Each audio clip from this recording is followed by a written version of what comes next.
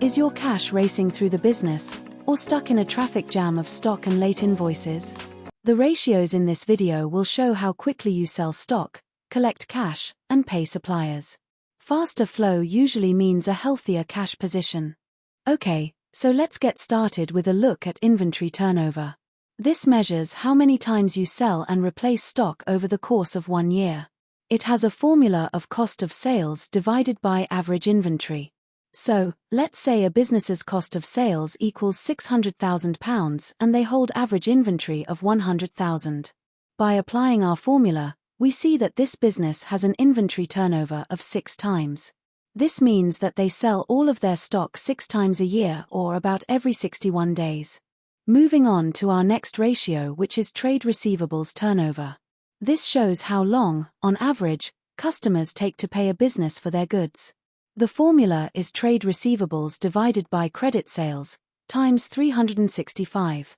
So, let's say a business's trade receivables are £80,000 and they have total trade credit sales of 1 million. By applying our formula, we see that this business has a trade receivables turnover of 29 days. This means that it takes 29 days on average before customers pay for their goods and cash flows into the business. Our final ratio in this video looks at trade payables turnover. This is also measured in terms of days, and it shows how long a business takes to pay their suppliers. It has a formula of trade payables divided by credit purchases times 365. So, let's say a business's trade payables are £50,000 and they have total trade credit purchases of £600,000. By applying our formula, we see that this business has a trade payables turnover of just over 30 days.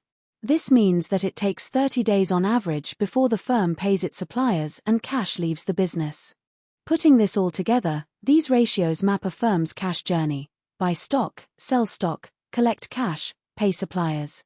Ideally, a business should aim for faster collection of debts from their customers, sensible stock levels, and delay payment to suppliers. However, ideals are rarely reality, and powerful suppliers can demand upfront payments from a business before they have even sold anything, which is not ideal for their cash flow.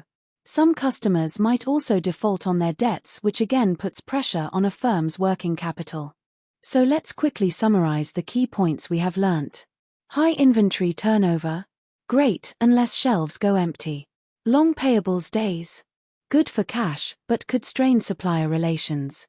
Short receivables days. Lovely means your credit control works. Okay, let's conclude with our exam tips for this topic. AO1, define the ratio.